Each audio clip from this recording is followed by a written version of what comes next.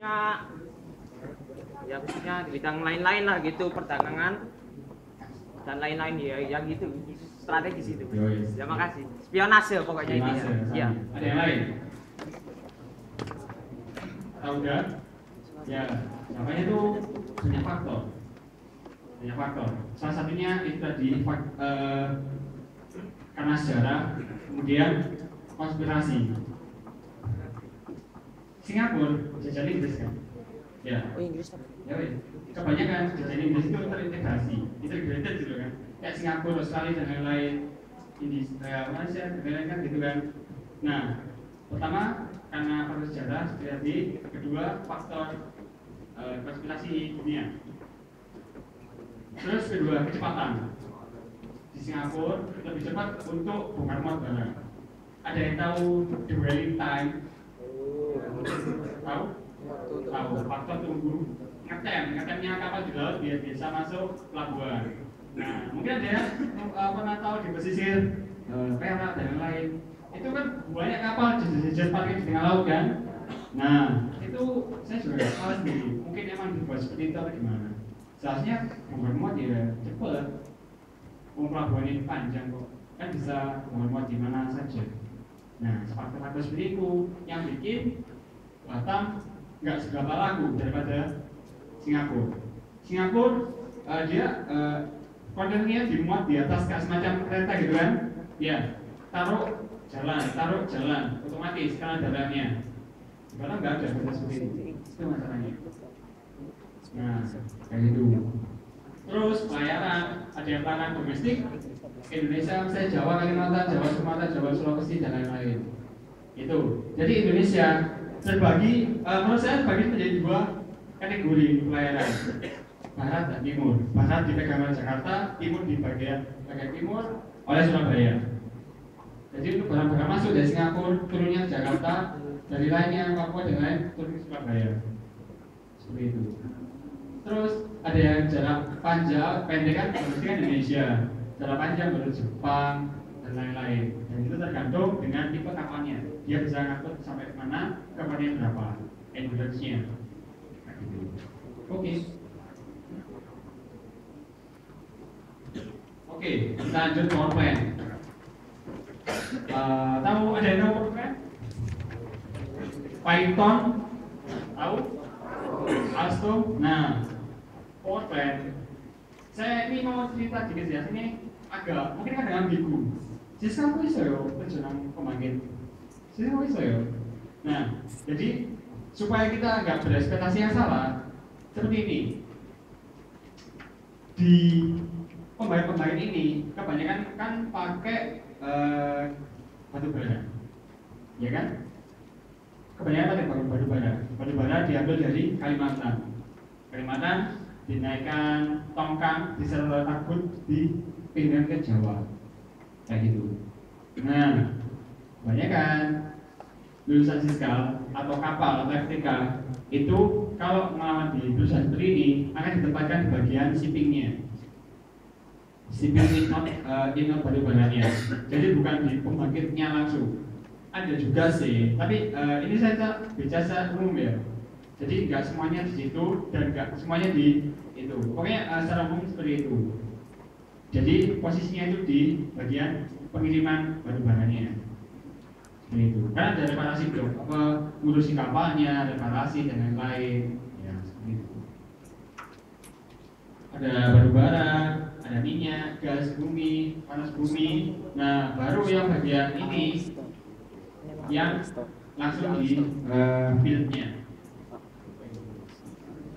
Alstom ada di Surabaya, Indonesia Power di Indonesia Power, Python ada di Situbondo, Warga ya di sana.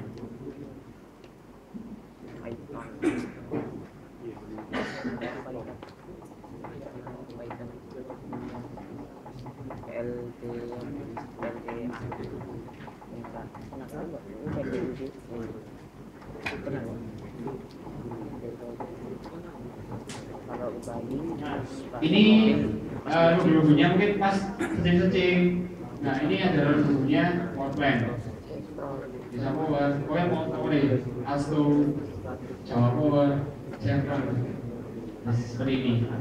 Ini data perusahaannya. Nah, pokoknya kebanyakan, oh ya rata-rata ya ada merah putihnya, trouble-nya itu portland.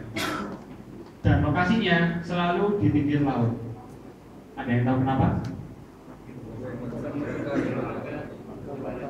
Polusi. Tapi jawaban lebih tepatnya itu karena pendinginan. Ini kan dibakar kan? Dan tungku itu nggak boleh lebih dari berapa ribu derajat, kalau nggak meledak. Nah, makanya itu air laut digunakan sebagai pendinginnya. Tapi nggak langsung air laut, dijadikan desalinasi atau desalinasi dari air laut, dari air asin jadi air tawar. Seperti itu. Ini kan juga di laut juga. Oke, sekarang minyak dan gas. Mungkin agak menarik atau mungkin gas juga. Oke, letusan minyak dan gas.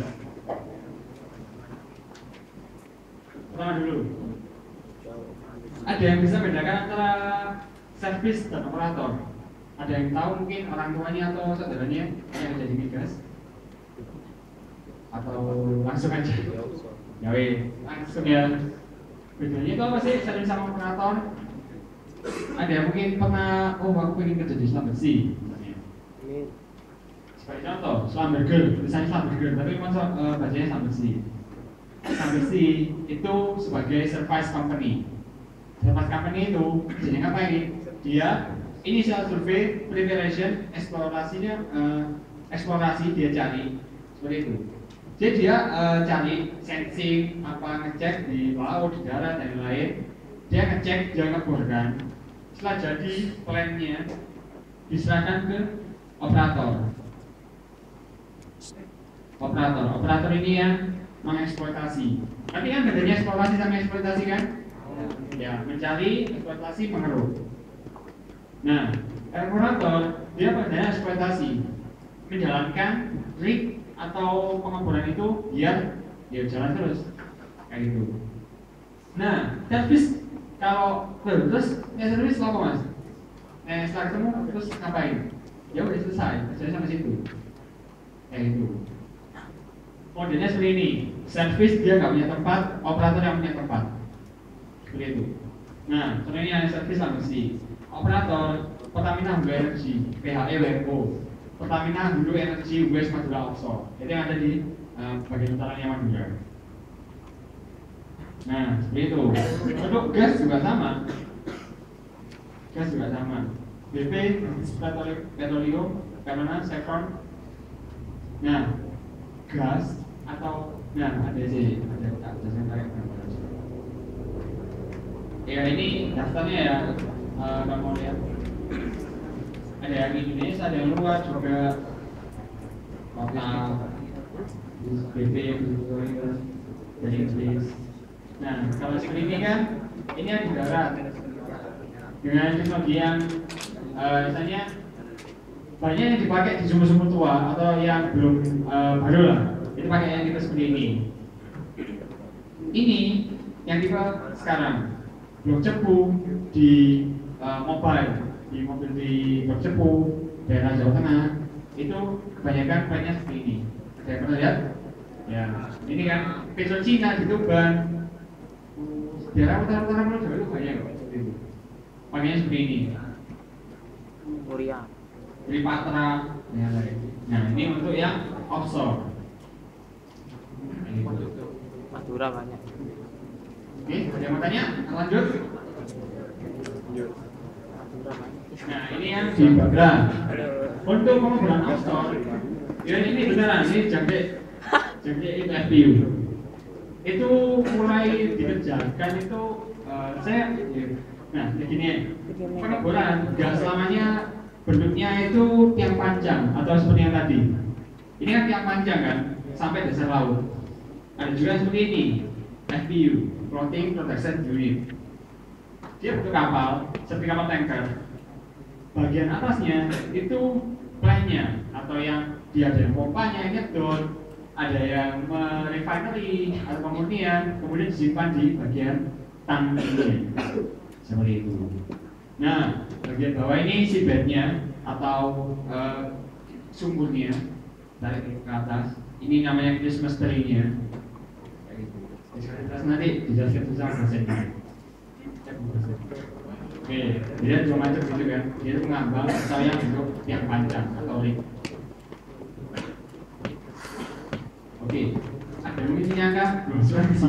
Apa enggak? Ya. Nah, asuransi itu juga ada. Terus dia kerjanya ngapain?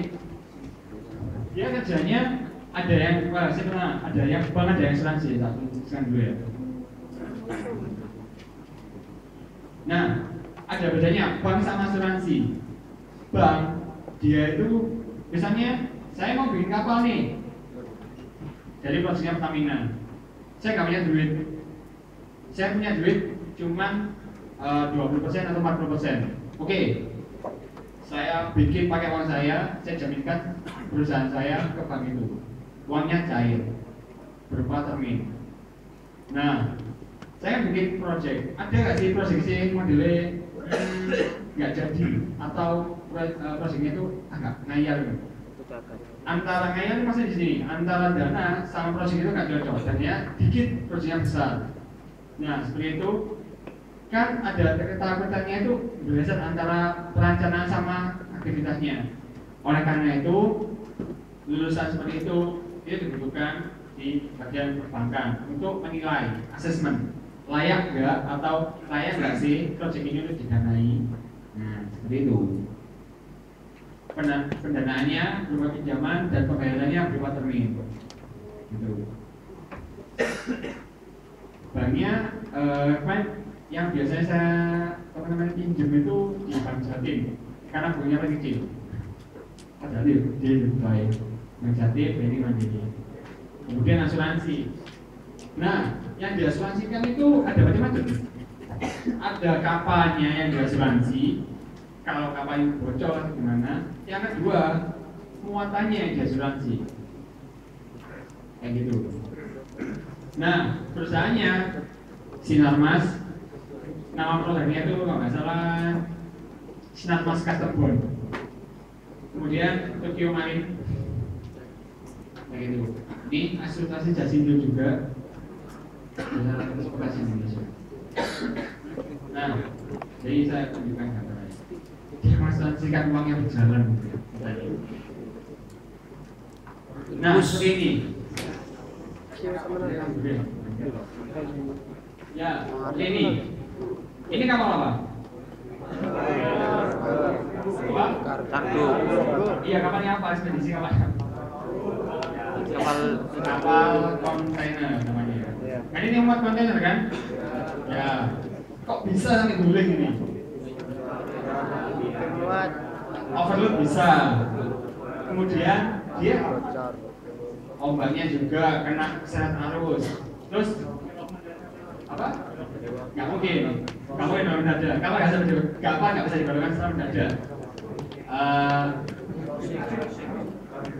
Kapannya ada yang rusak bagian pompanya.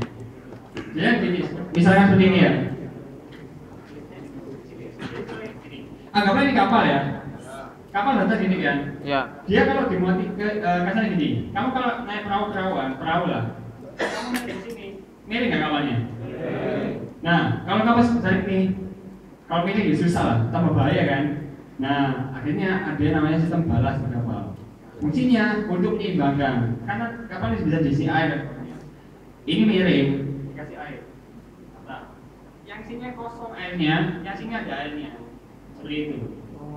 Ada beberapa kapal yang sampai miring seperti ini karena itu tadi pompanya nggak bekerja, atau ada yang salah atau sistemnya gagal hasilnya, kegagalan sistem. Itu.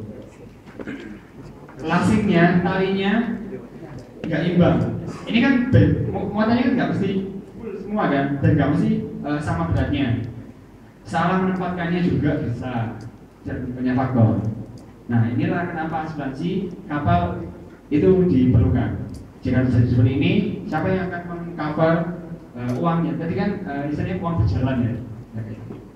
Seperti itu. Kemudian kapalnya patah. Pernah bayangkan nggak sih kapal sebesar itu patah? Ya, itu sangat mungkin juga. Coba perhatikan gelombang di sini, lembah, bukit lembah. Ketika yang bagian depan penuh dengan balas, akhirnya kan tangkinya penyeimbangnya penuh di bagian depan. Yang di belakang ada mesin yang berat, yang tengah dibiarkan kosong. Yang tengah lebih rapuh kan? Ya, mungkin ya. Jadi kesalahan dari operatornya atau BKI juga. Kan dihitung kan di BKI itu ada hitungannya juga. Nah, gitu. Atau konstruksinya ada yang salah, ada yang cacat, seperti itu. Itu pun juga bisa. Kemudian, kapal kobongan. Ya. Kapal kebakaran bagaimana bisa? Banyak sebabnya. Pertama, ada yang nebak sembarang. Kok bisa kapal kobongan? Padahal kapal juga ada sistem fire fighting atau pemadamnya. Gantian, tinggal gambarnya kamu. Sekarang. Saya Oscar SMP 42 Aduh ya Allah. Kebakaran itu ya kapal ya. Kebakaran kapal itu bisa terjadi karena konslet atau terjadi arus pendek listrik di dalam kapal tersebut. Ya. Ya. Terus itu kayak mesinnya tuh kayak misalnya kayak terlalu kepanasan atau bisa mengemas-ngemas. Ya.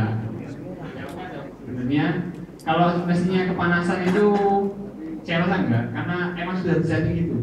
Kapal mesin itu panasnya sampai 50 sampai 60 derajat. Sauna. Ya, seperti itu.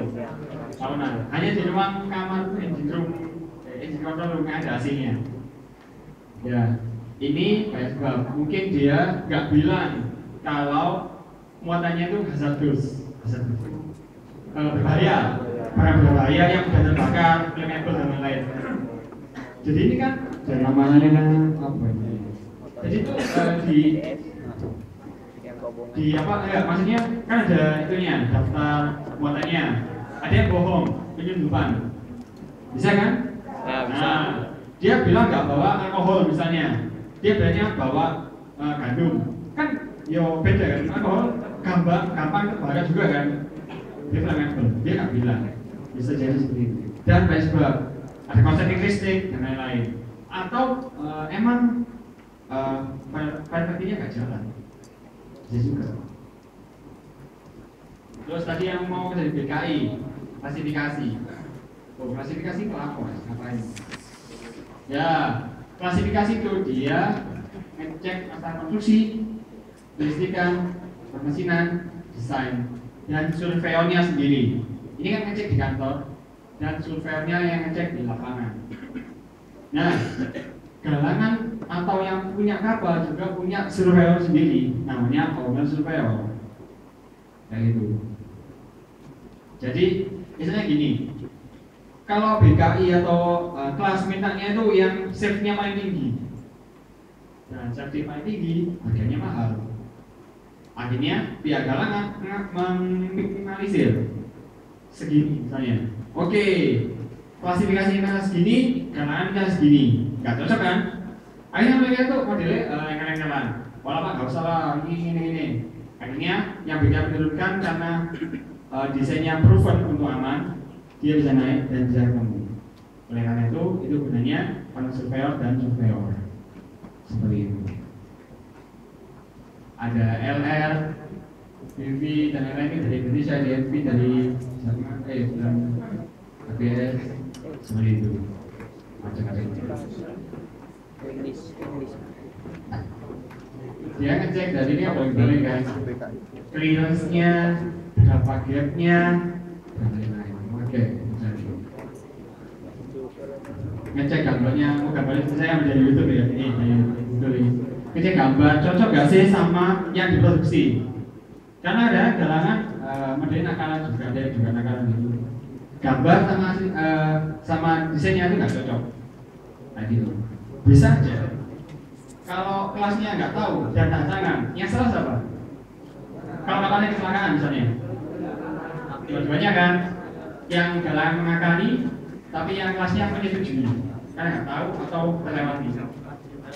Ya kayak gitu. Jadi pentingnya penelitian juga.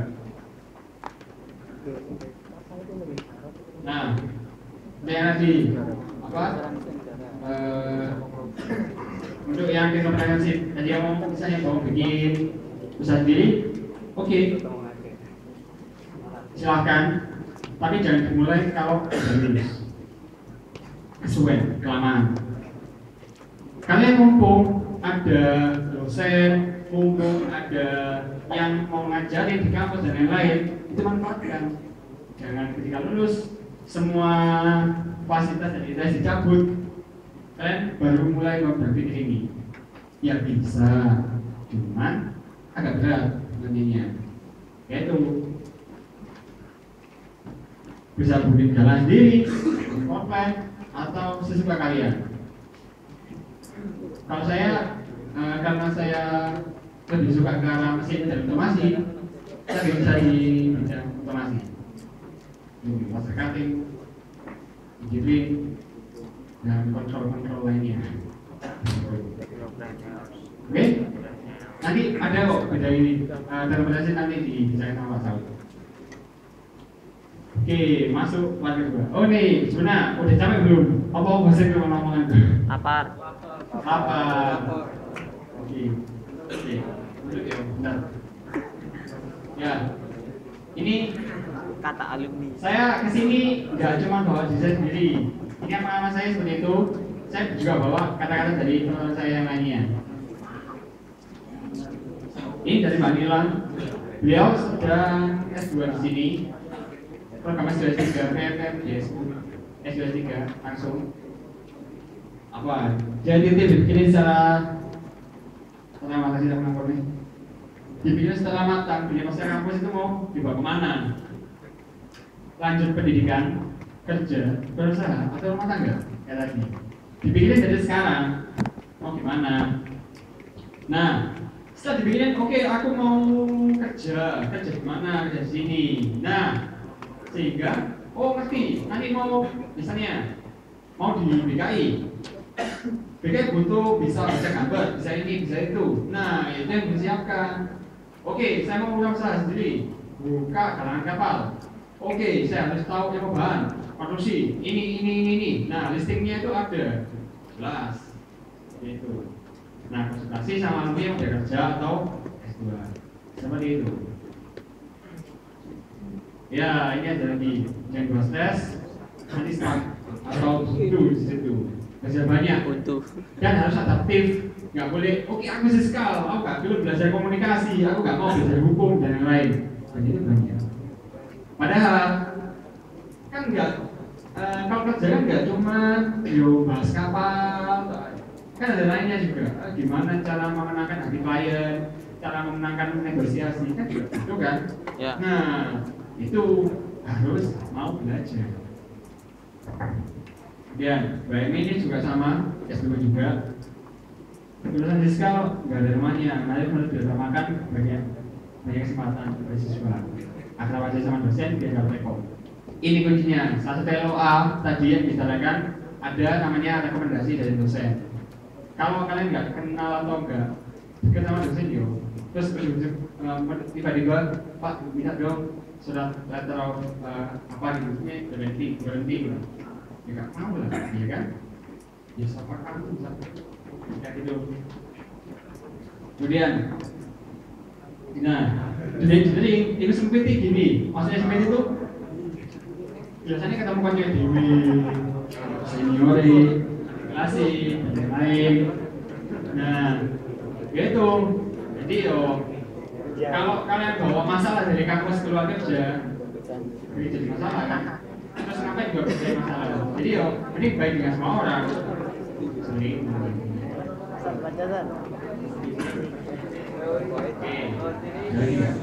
Nah, Mas Pak Eki ini beliaunya ini ke tahun ini berangkat ke Belanda.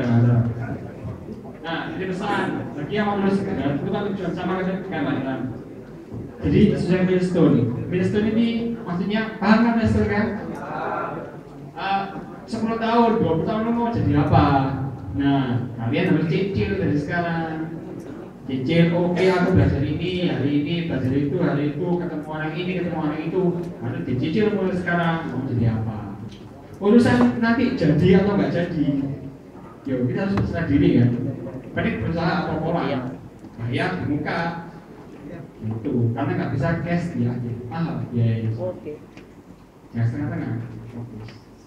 Mental, komunikasi, teamwork, attitude penting. Gitu. Kata kromo. Ada dume, masuk tanya. Gak akan maksudnya misalnya apa? Nah, oke. Yo, ya tadi. Ini nyambung dengan attitude. Jangan dume, sok-sokan. Maya, jangan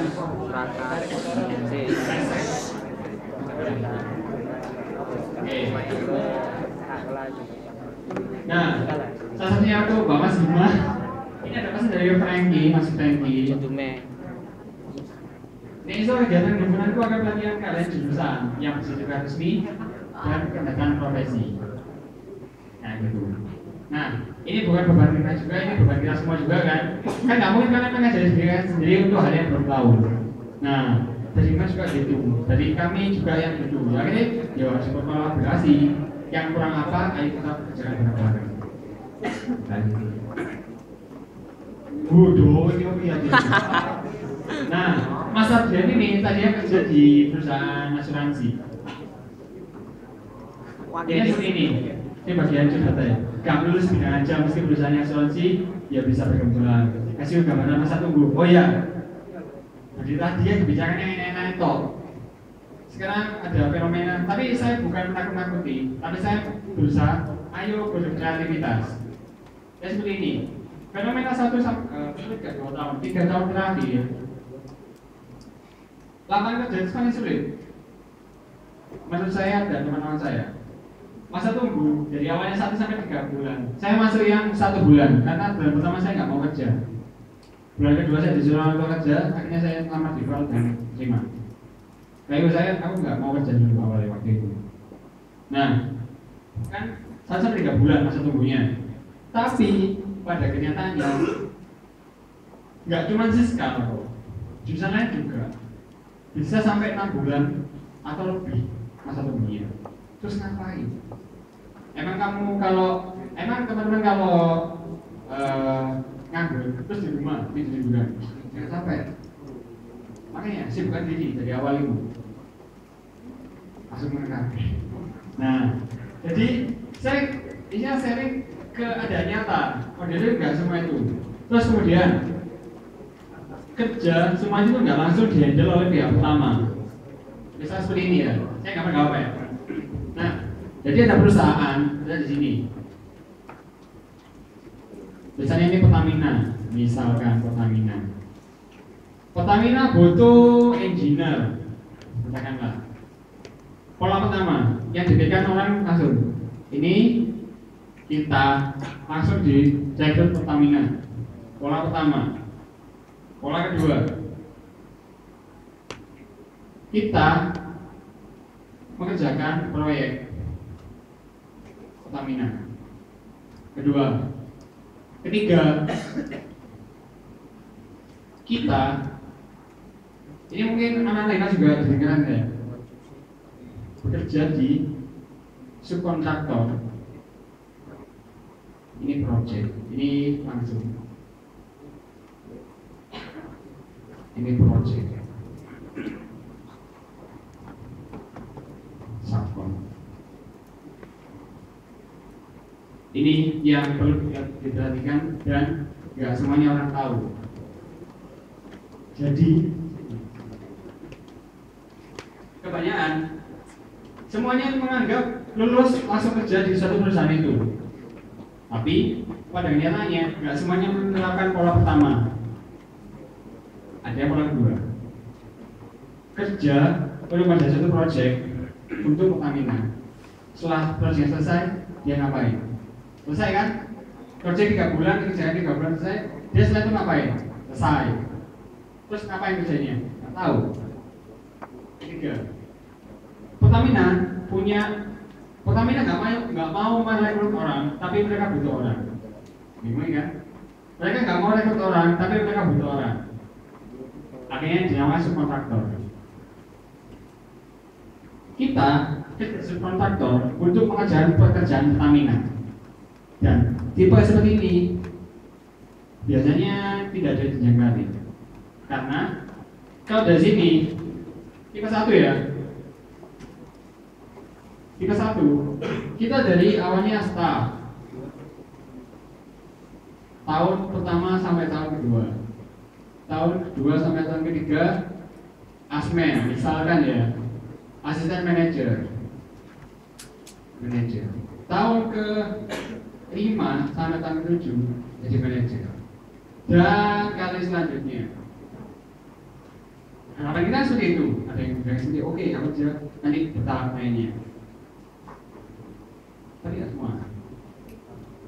Yang subkontraktor, ya wes dia dimasukkan staff, ya wes, ya selesai sampai sini selamanya. Seperti itu.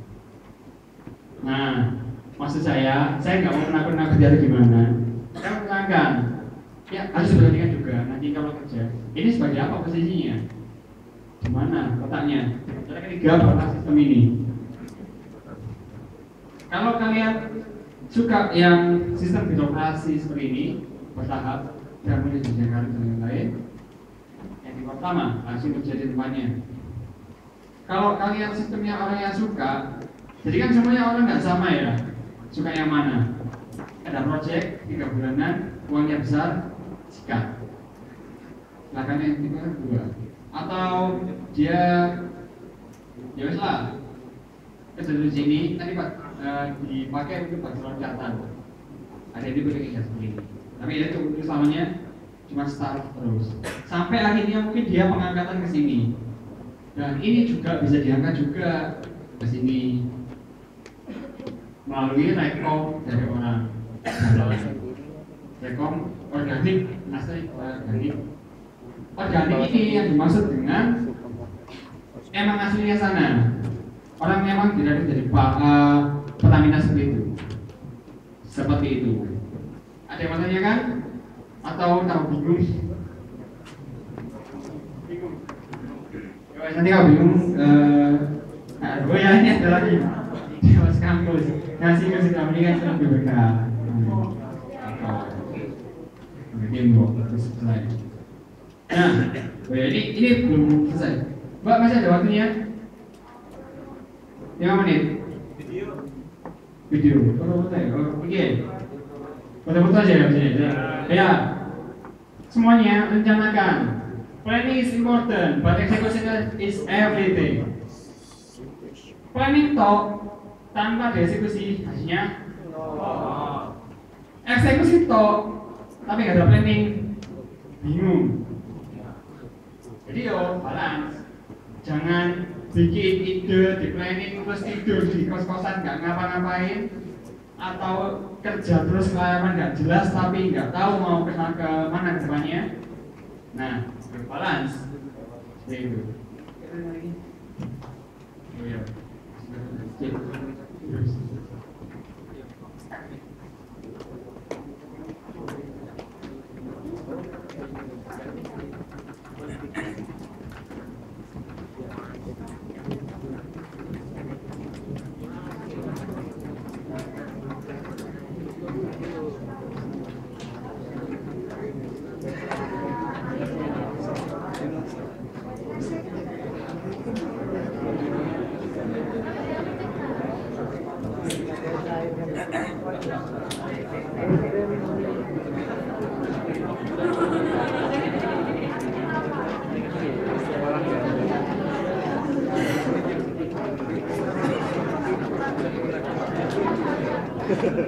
Oke, ada yang mau apa? Nama si Dani, perbulan 150. Masih ada 2 pertanyaan. Yang pertama tadi kalau misalkan mau S2 kan perlu LO ya? Ya. Gimana kalau misalkan saya lulus kerja nikah, nah S2 nya itu ketika saya butuh atau saya lagi pengen gitu, misalkan 10 tahun ke depan, apakah butuh LOI juga? Terus yang itu pertanyaan pertama. Oke. Pertanyaan keduanya, jadi kan udah dijelasin tuh banyak jenis kerjaan dan lain-lain. Ya. Sebenarnya spesifiknya mayoritas gaji pertama, tahun pertama, kedua, ketiga dari lulusan fiskal tuh. Oke. Gaji. Wis Oke. wis kaje. Efeknya. Oke. Kita jawab dulu pertanyaannya. Pertanyaan pertama. Kalau udah nikah, udah gini, selesai, terus berarti kan nggak langsung kuliah kan? Tetap butuh. Ya kan? Nggak peduli kamu udah lulus berapa tahun atau apa. Kalau kamu mendaftar, ya harus bikin persyaratannya. Oke. Kedua, gaji pertama. Gaji pertama itu banyak sistemnya juga. Ada yang emang by project digaji sekian. Misalnya gaji pokoknya project ini selesai tak gaji 10 juta misal 10 juta ini berapa bulan? Sebulan kah? 2 bulan kah? 3 bulan kah? Kalau molor ya semakin berkurang uangmu. Seperti itu. By project mungkin sekitar 4, 5, 7. Kalau sistem sekon biasanya dipotong sama sekonnya. Biasanya ada yang malah cuma digaji UMR 23, 25, 27, 3, 33, 35, 4 jarang. Segitu. Untuk yang perusahaan besar gajinya kecil. Jadi kan kita ngomong gaji sama tunjangan ya. Gajinya kecil, oke, gajinya 2,5, tapi tunjangannya bisa 1,5 sampai 3. Ada seperti itu. Nah, itu yang harus ditanyakan pada saat interview. Seperti itu. Ada tunjangan apa enggak? Atau tunjangan apa saja yang bisa dikasih? Seperti itu. Oke? Jadi saya kasih generalnya ya. Nah, tapi kalau spesifiknya saya nggak tahu semuanya. Gitu. Oke? Kita lanjut. Ada yang mana ya enggak? Mas, selama kuliah ngapain aja? Ayo kamu dulu. Nama enggak ini namanya sudah final SMP 42 16 1 dan ada pertanyaan yang pertama kan maksudnya punya usaha kira-kira butuh berapa biaya untuk modal awal dan persiapan untuk membuka usaha itu apa aja? Oke, jadi apa ya? Modal awal saya cuma butuh HP. Serius. Saya nggak punya uang sebanyak sekarang saya bikin itu. Modal saya bikin HP. Saya punya HP smartphone. Saya nggak punya apa-apa waktu itu. Punya HP sama laptop. Laptop saya untuk mengerjakan desain dan proyeknya, ya seperti itu. Kamu punya apa? Kamu punya apa? Punya HP, punya laptop, punya komputer, punya printer, punya semuanya. Yang saya sebutkan, oke, sudah cukup. Kamu nggak perlu, kalian teman-teman nggak perlu punya mesinnya semua. Mesin yang saya miliki itu harganya, wah ini mesin sebenarnya. Ya harganya lebih dari mobil. Seperti itu. Mahal kan? Mahal kan? Nah, waktu kuliah, masa ya minta ya beliin ya, kan nggak mungkin juga kan? Kalau gagal gimana? Kalau ini gimana? Ya udah, solusinya kamu outsourcing sistemnya. Kamu ada kerjaan atau kamu bisa ini. Misalnya saya mau laser cutting, saya borong ini, misalnya kerjaan laser cutting sesuatu, misalnya garang kapal lagi potong kecil-kecil apa gitu, kan dipotong pakai laser, plasma cutting. Saya nggak punya plasma cuttingnya, karena mahal plasma cutting itu. Sampai sekarang saya masih belum mampu beli. Barang habis ini beli. Amin. Nah, saya kembangkan jaringan saya berupa teman. HP saya kontaknya banyak. Teman kuliah ada, teman jurusan lain ada, teman ini ada. Atau bahkan yang punya mesin itu, punya ini, punya itu ada. Nah, berarti yang mahal di apanya? Jaringannya kan? Ya, itu yang bisa kita beli, maksudnya bisa kita bayar untuk saat ini ya. Ya wes banyak teman. Kalau kita udah berteman dengan dia, kan kita kalau mau minta tolong, minta bantuan dan lain, kan nggak seberapa sulit daripada yang pertama kali kita kesana. Nah, komunikasinya pakai apa? Pakai HP kan? Nah, kerjanya pakai apa? Pakai laptop bisa kan? Ya, seperti itu jawabannya. Kalau modal yang sampai sekarang nggak karuan nanti, maksudnya tambah malah nggak bergerak usahakannya seperti itu. Sudah menjawab? Ya. Oke, lanjut. Ini pertanyaan saya gini, mau cerita di depan kampus saya, boleh? Boleh ya? Pertanyaan saya gini, kok mati?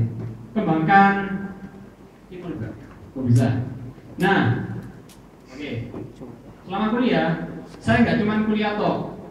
Saya nggak termasuk orang yang pintar juga. Ya kebetulan sih, lulus sih coba. Kebetulan. Nah, selama kuliah, saya juga ikut beasiswa.